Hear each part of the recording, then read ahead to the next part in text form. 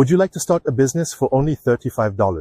Well, friends from Winner's Circle would like to teach you how in just 3 simple steps. Step 1. Click on the link tgnpodcast.com/winners. Step 2. Join the Winner's Circle chat group. Step 3. Use their blueprint to earn your first $200. Click on the link in the description to start your very own business today. Hi everyone, welcome to another episode of the Golden Nuggets podcast. Hanafi here, and as usual we have the main host, Amir, and today's guest is somebody who is very persistent at being a stay-at-home mom, and she still wants to earn money. And without further ado, sorry, for a split second I forgot your name. Delima. Sorry. Ada name tag. Sorry. Yeah. Okay, yes. Carry on lah. Dah tak payahlah. Kita kan raw. Okay, so Delima, how are you?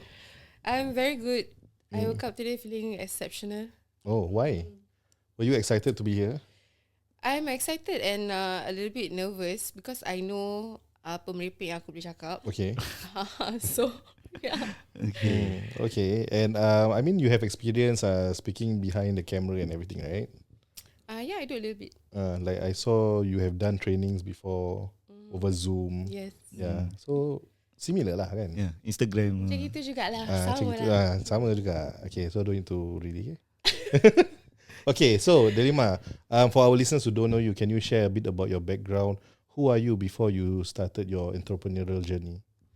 Okay, so my name is Delima. I'm 26 years old in like 2 weeks. Oh, so, yeah. Happy birthday. Yeah, in Thank advance. you. Wow, first one to wish me. But I think the episode will be out by then. Yeah. So apa tu? I'm actually, last time if you ask me, I wouldn't even know that I'll be here. I'll be in this journey with my family ni semua kan. So I was I'm a single mother of 2, but now I'm getting married again lah. And then last time it was a bit difficult for me because I have useless partner lah back then. So memang tak ada nak masuk campur pasal hal me dengan my children ke apa. So it was just me alone. So one day I think my sister just told me casually macam, Delima, kau tak nak buat duit kau sendiri ke? Macam kau selalu minta mak je. Like every day I would just without fail I would just ask my mother like, mak, $50. Oh, wow. Mak, can you like transfer me? And but your mom kasi? the one Yeah, how young were you back then when you were asking? all my life. All my life I've been asking my parents for money lah kan. Okay. Yeah, and then ingatkan bila dah kahwin, hidup berubah, dah tak payah minta mak lagi, dah lelaki ber. Sekali lelaki pun tak guna. Habis macam so yeah, after that he left me with the 2 kids. So I'm back to square one. What was it because you were young at that point of time?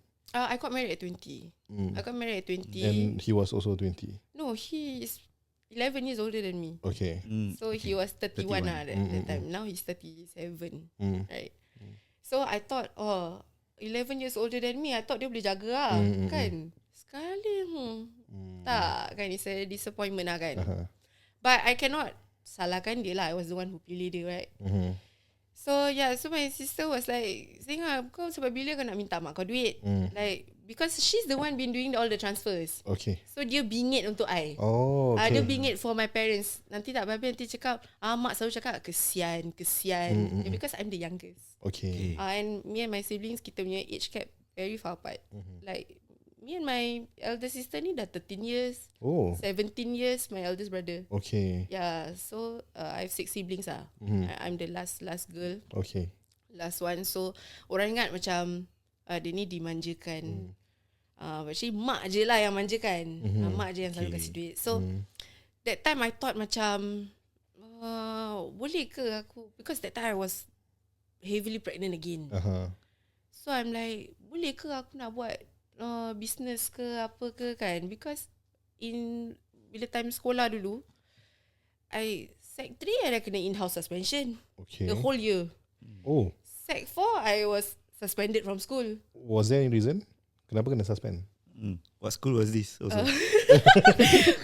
KU secondary school lah. Okay. So memang when I was Sec 2 dah start merepek semua, dah start campur-campur and all this. That's the age Yeah, that's Always there's the the age. age. Now I'm scared for my daughter. Yeah. Yeah, that's the age. That's the age where we start all this mixing around with all these people kan yang tak ada wawasan, who don't even think about their future. So I thought that was my life also. I thought that life was meant for me because I'm good with all the guys and the girls hanging out. I thought that was my, kira tu orang-orang aku lah kan. That's my people. Yeah. But but because of staying close to them all the way, hidup pun dia dah jadi ni lah, tunggal langgang lah kan. Do all sorts of things I'm not supposed to do. Apa tu? But getting suspended means there must be something really bad that you've done. Smoking inside school. Oh, that itu je. Apa yang itu je? Umur berapa? No, That but was, but whole year suspension I think doesn't make sense, right? For me, it's like only public caning, right?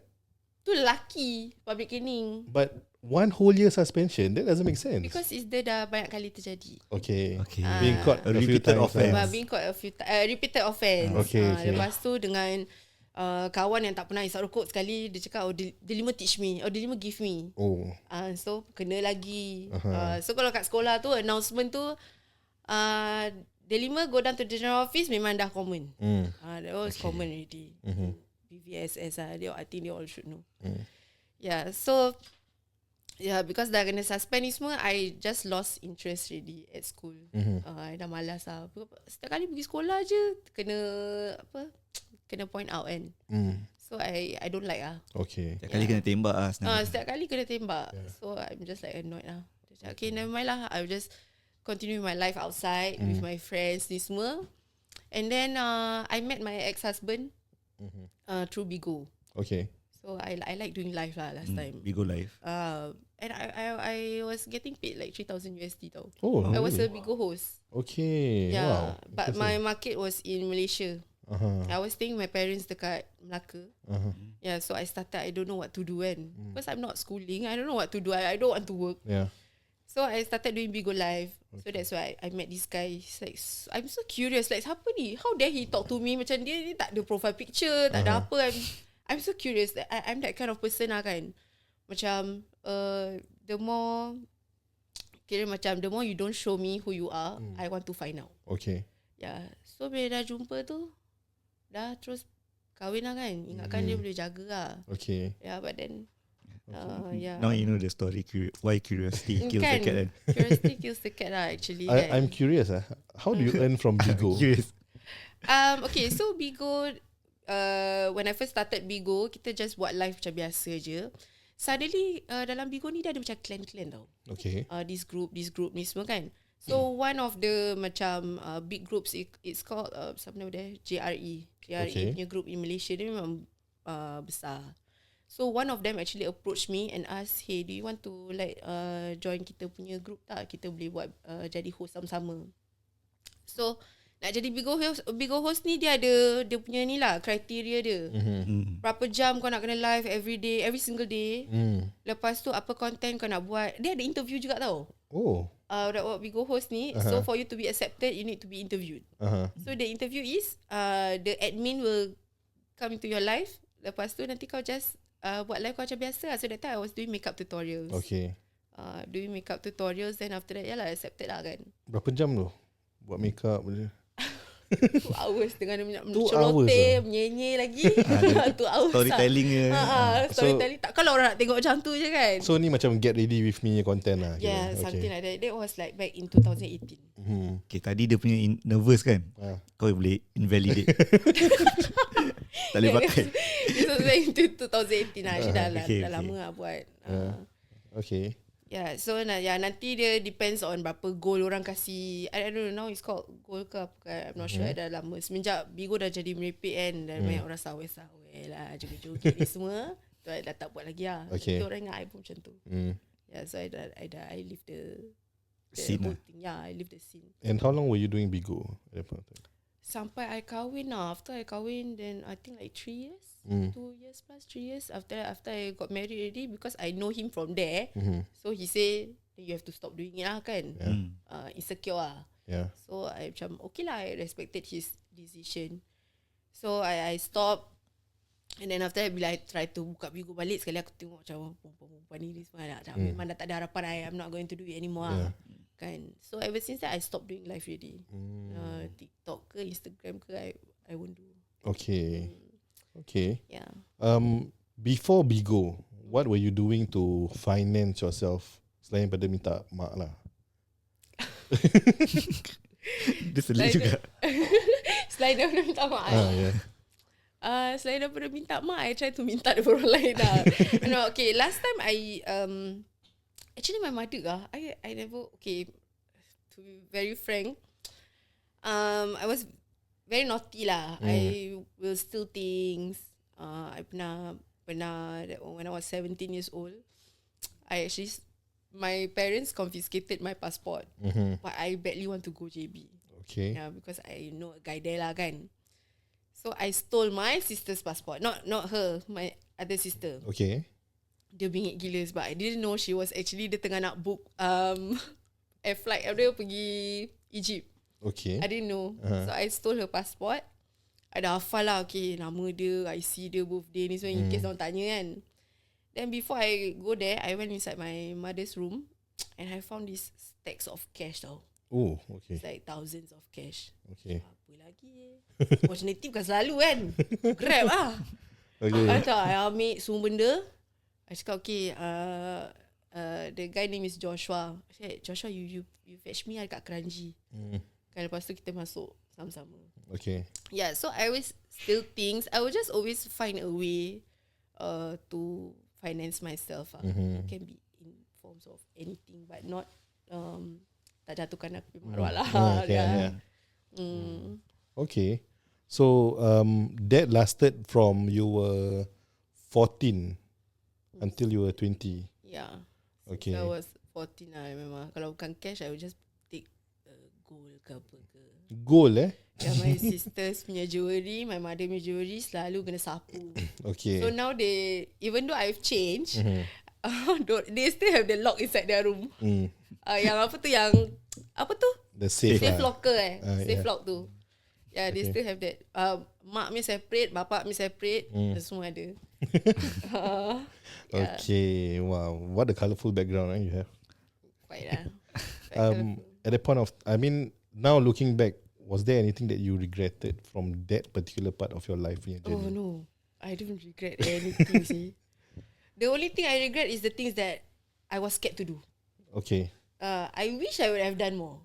Actually, Okay. kan? Because I've never regret anything that I do in the past. Because I feel like that led me to who I am right now. Yeah. So tak regret langsung. And at which age did you have your first child? My firstborn dia dah 4 years old. Okay. So 2022 22. Yeah. 2020. 2020. 2020. Yeah. 2020. Okay. Yeah, I got married 2018. So the first one is at 2020. Yes. Then the second one? 2021. Oh, okay, 1 year apart lah. 1 year apart.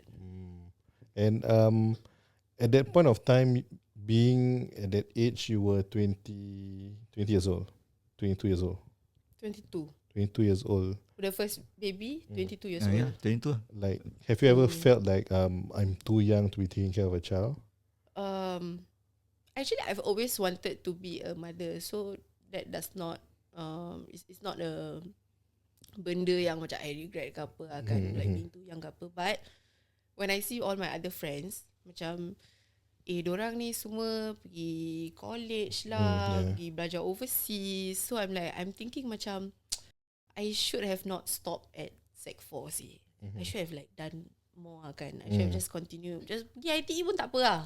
Kan I should have went lah. But I didn't. I was too scared lah kan at that point of time. And now looking back, do you regret not studying? Like not continuing to pursue your studies? I think I only regret the friends that I would have made kan if I like continue my school ke apa. I'm not like stuck with this group of people since young tau. Yeah, and they are still like that until now. Okay. So macam sometimes I just wish macam if they would have looked at my journey, they would be inspired kan to change their lifestyle because they are still in the other side of law.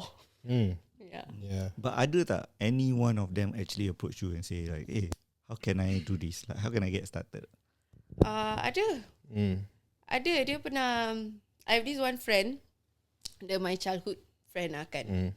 Ada je yang pernah buat together. Tapi lepas tu dia terus macam fikir, oh that's not for them kan. Then after that, bini dia pula register with me, sign with me, wants to do together. But then end up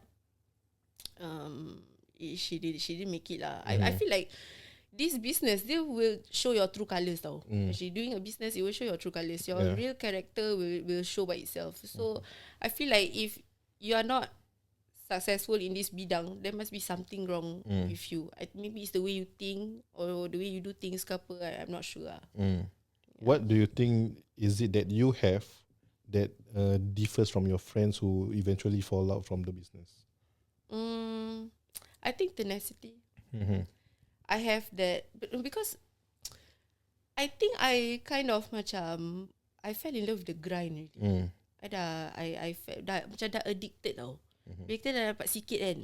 I mean, I have always been financing myself in other forms possible lah kan. So I dah pernah dapat tu thousands of cash, dah pernah curi thousands of cash, dah pernah like I'm comfortable lah kan. Cuma cara dia salah. But now when I do this, aku buat macam gini je aku dah dapat gini banyak. Dia dah jadi addicted tau. So I just keep on continue buat all the way. Dah lama-lama dia dah jadi passive income lah. Dia dah auto, semua ni dah auto sendiri. Yeah, but kadang orang dia tak sabar. I think all this because my group age kan 20 plus. I think dorang macam ingatkan ni macam fast cash. Ni buat nanti dapat duit, lepas tu dah tak buat lagi. They just hoping for the cash to come by itself ni. But they just don't understand.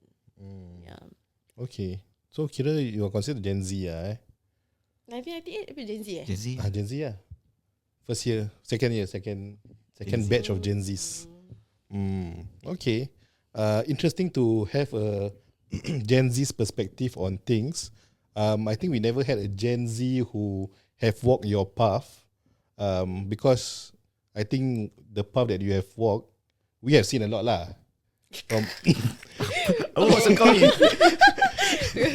yeah, I mean we have seen a lot, but for Gen Z itself, I think it's very rare to see someone who have walked the journey that you have walked. And you being able to go through whatever you've been through and then be where you are today, I think it reflects a lot about your true character. You at 22 having your first child, how is it like as a very young mother in this day and age? Oh, actually, sometimes I feel like macam because sekarang, especially the younger generations, a lot don't really want to consider like having a family or having a big family or even having kids. It's kind of norm in people your age and those younger. Like I've had interactions with a lot of people who like later Gen Zs. They are really not that keen on having a family or having a lot of kids. Yeah, they will be probably like, I don't want to bring a child in this world. Yes, mentality. Like, the mentality is this world is too messed up. I think it's not fair for me to bring a child. Yeah, but for you, this day and age, being a young mother, how is it like? Actually, I wish I ada lagi banyak anak. Okay. But yeah, sometimes I feel like I'm still young. So I'm still trying to discover myself. But at the same time, I dah one rank higher, dah jadi mak, and daripada jadi anak dah jadi mak. So now I'm trying to learn how to be a mother, at the same time trying to learn about my children, trying to learn about myself. So this is a very journey yang sangat interesting actually kan. It's very interesting because you start to realise things apa ni semua. And but I don't regret having children at such a young age because I'm just thinking macam apa nak tunggu sampai aku dah krepot, dah tak boleh nak buat apa-apa, baru nak sibuk nak jaga budak ni semua. No, while I'm still young and active, this is when I can really nurture my children.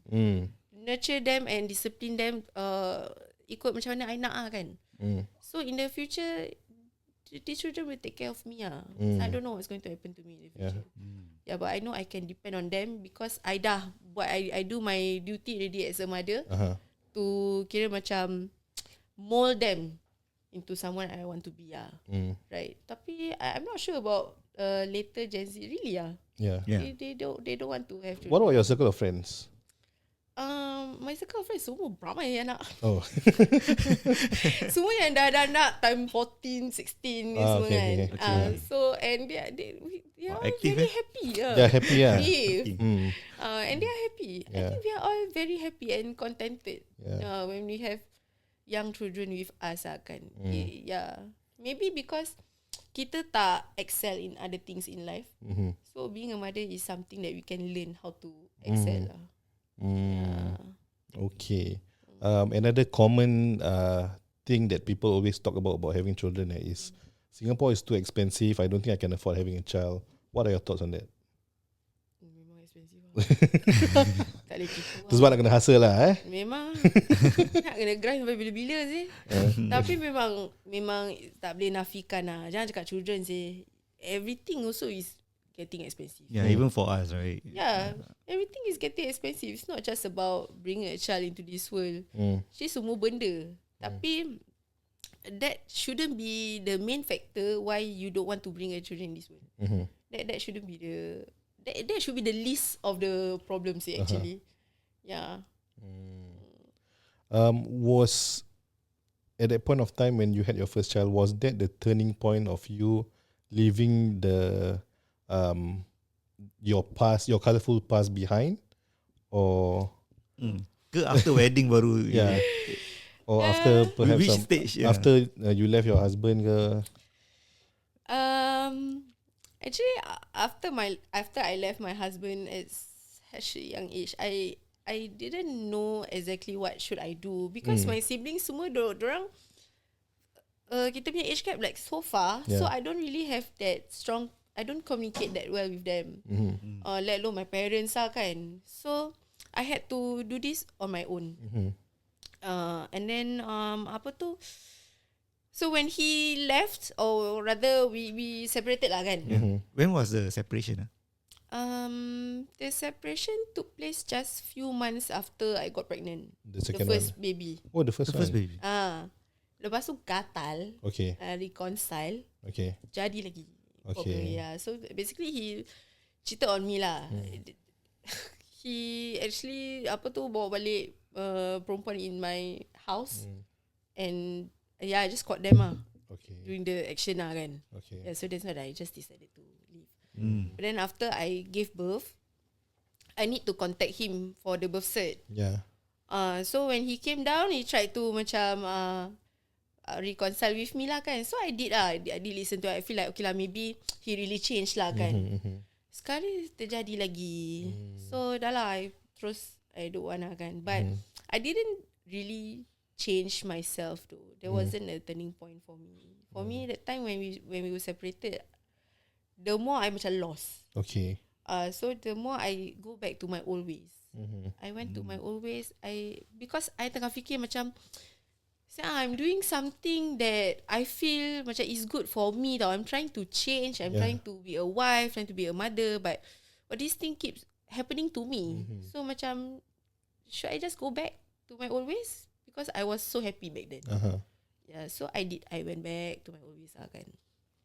Until I was so heavily pregnant that time. And then my sister just cakap dengan I, you just don't want to make your own money ke? Sampai bila nak hidup macam ini?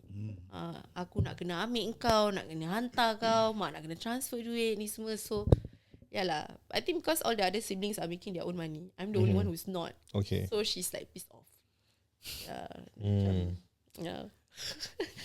Okay, yeah. So for the listeners, you guys don't know, but the sister is actually behind the camera. That's why there's a bit of a gap here. Yeah. Okay.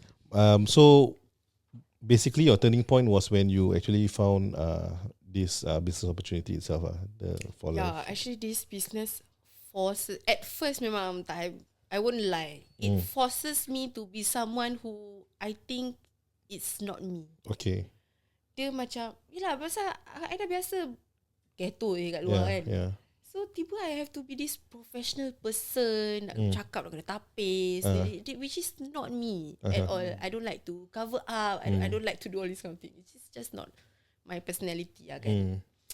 But somehow it opened my eyes and realised that actually aku tengah deal with orang-orang yang macam lawyer, doktor ni semua. So do I really want to bring myself macam gini? Yeah. Want to tunjukkan diri aku yang macam ni. Actually it is not. Maybe this is something yang boleh buat aku actually berubah and try to learn to love myself better and realise that actually being someone good is not difficult. Yeah. So at first it was macam terpaksa lah kan. Yeah. But lama-lama dia dah jadi macam natural. Yeah. Bila terpaksa tu rasa macam chore tak? Does it feel like a chore? Rasa macam chore gila lah actually. Rasa macam mentally exhausted.